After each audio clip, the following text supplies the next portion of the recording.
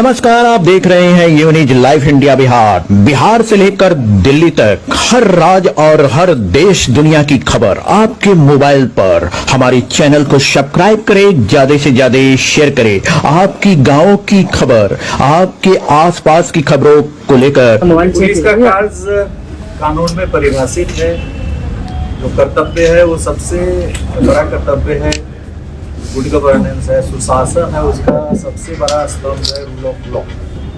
कानून का शासन स्थापित करना हमारी सर्वोच्च प्राथमिकता रहेगी। कानून के शासन को स्थापित करने के लिए जितने भी नियम, परिनियम, अधिनियम है, सभी को प्रभावकारी ढंग से लागू किया जाए और अपराधियों पर काफी सख्त नकेल कसा जाएगा। स्पीडी ट्रायल को काफी सख्ती से लागू किया जाएगा। जो भी वेल डिटेक्टेड केसेस हैं, अच्छे ढंग से उद्भेदित केसेस हैं जिसमें साक्ष्य की प्रचुरता है, उन कांडों को चिन्हित कर उसको स्पीडी ट्रायल के तहत लिया जाएगा, जो भी गंभीर कांड है। अभी आपने देखा होगा कि बीएनएसएस में अपराधियों के द्वारा अर्जित संपत्ति को जब्त करने के लिए पृथक प्रावधान का समावेश किया गया। जो बीएनएसएस में संशोधन हुआ है उसमें अलग से प्रावधान किया गया है। इस प्रावधान को हम लोग सख्ती से लागू करेंगे, थाना स्तर पर लागू करेंगे और हर थाना को कम से कम महीने में 1-2 ऐसे मामले चिन्हित करने पड़ेंगे, पता लगाने पड़ेंगे अपराधियों की संपत्ति को और उसको त्वरित रूप से सप्ताह भर 10 दिन के अंदर में उसको अटैच करने का पावर पुलिस को है। तो उसको हम लोग सख्ती से लागू करेंगे। जो नया प्रावधान आया है अभी बीएनएसएस में, जो एनडीपीएस के अंतर्गत है या लीकर जो हमारा प्रोहिबिशन एक्ट है उसके अंतर्गत जो केसेस दर्ज हो रहे हैं, उससे जो संपत्ति अर्जित कर रहे हैं उसको भी लिया जाएगा इस दायरे में। और बड़ा आसान है उसको पता करना कि हमारे जितने चार्जशीटेड लोग हैं, जो चाहे प्रोहिबिशन एक्ट में हो, एनडीपीएस एक्ट में हो, उनकी संपत्ति का पता किया जाएगा। जो लॉ एंड ऑर्डर से संबंधित केसेस हैं उसमें जो भी गिरफ्तारियां वांछित है उसको एक अभियान चलाकर युद्ध स्तर पर उनकी गिरफ्तारियां होंगी। लॉ एंड ऑर्डर से रिलेटेड केसेस को भी हम लोग स्पीडी ट्रायल में लेंगे, क्योंकि शुरू में तो कुछ गिरफ्तारियां हो जाती है लेकिन शेष गिरफ्तारियां काफी लंबे समय तक लंबित रह जाती हैं किसी कांड में, तो उन सभी की समीक्षा की जाएगी। अपराध नियंत्रण हमारा मूल उद्देश्य है। अपराध नियंत्रण के लिए पुलिस की विजिबिलिटी बढ़ाई जाएगी और अभी हमारे पास डायल 112 के भी करीब 2000 वाहन उपलब्ध हो गए हैं।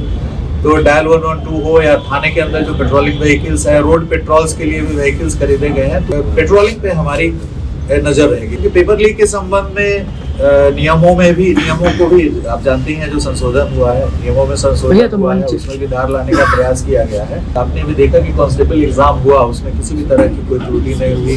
कल जो बीपीएससी का एग्जाम हुआ उसमें भी जहाँ तक हम आप ही लोग मीडिया रिपोर्टिंग से देख पाए हैं कि वो कुछ अफवाहें फैली थी, लेकिन कोई इस तरह का मजबूत आधार अभी तक नहीं मिला है कि उसमें क्वेश्चन लीक हुआ। तो हमारा राज्य ही है जिसमें अभी जो बड़े स्तर पे जो कांस्टेबल का एग्जाम हुआ था वो भी बहुत बड़ा एग्जाम था, कई फेजेस में हुआ था, 4-5 फेजेस में हुआ था। यूपीएससी का भी एग्जाम हुआ है जो सबसे महत्वपूर्ण एग्जाम है स्टेट का।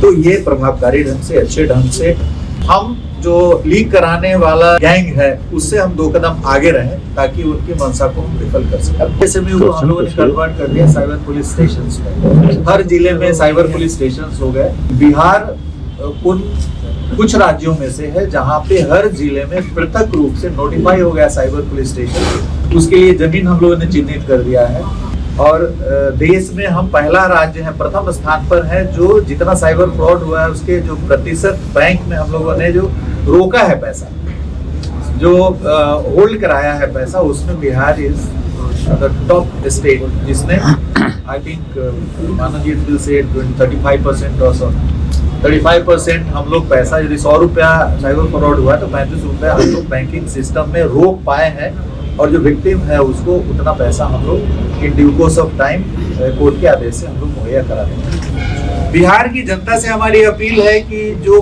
पुलिस की व्यवस्था है, अवधारणा है, जो भी कानून है वो सिर्फ पुलिस के लिए नहीं है, उसमें हर स्टेप पे जनता का इन्वॉल्वमेंट है। तो जनता से अपेक्षा है कि आप पुलिस के साथ कंधे से कंधे मिला करके अपराधियों के खिलाफ जिहाद करें।